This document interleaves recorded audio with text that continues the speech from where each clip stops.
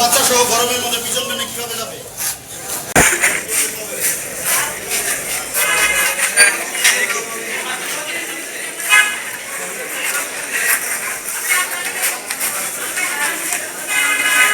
ছোট বাচ্চা সহ কিভাবে যাবে?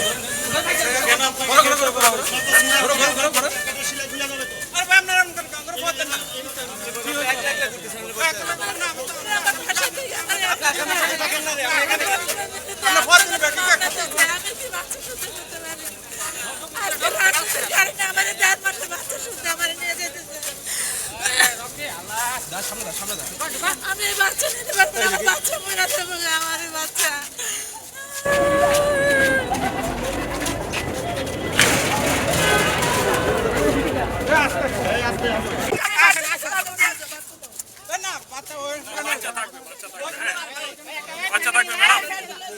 তেজগাঁ থানার একটি মামলাতে এই আসামিকে গ্রেপ্তার করা হয়েছে।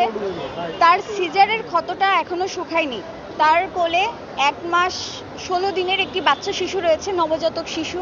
সেই শিশুকে সহ বিজ্ঞ আদালতে আজকে আমরা বিজ্ঞ আদালতে বলেছিলাম যে তার যেহেতু সিজার করে বাচ্চাটা হয়েছে, তার ক্ষত এখনো শুকায়নি, তাকে প্রতিনিয়ত ফলো আপে রাখতে হচ্ছে।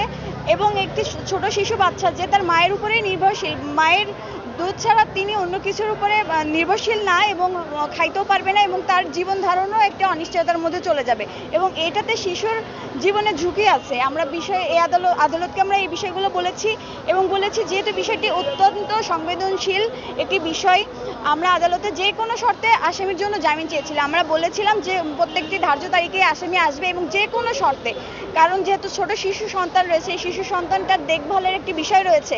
এখন বর্তমান যে পরিস্থিতি, দেশের পরিস্থিতি এবং যে আবহাওয়া এবং যে হামের উপক্রম দেখা যাচ্ছে এবং বিভিন্ন ধরনের সমস্যা রয়েছে, এগুলোর মধ্যে এত ছোট একটি শিশু, তাকে এই মা জেলখানায় নিয়ে গেলে এই শিশুটা কিভাবে বেড়ে উঠবে, কিংবা যদি নাও নিয়ে যায় বাইরে রাখে, তাহলে এই শিশুটার দেখভাল কে করবে?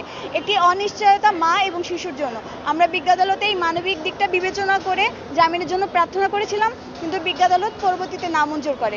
এটা আমাদেরকে ব্যথিত করেছে। আমরা মনে করি এটাতে মা ও শিশু দুজনেরই মানবাধিকার লঙ্ঘন হয়েছে।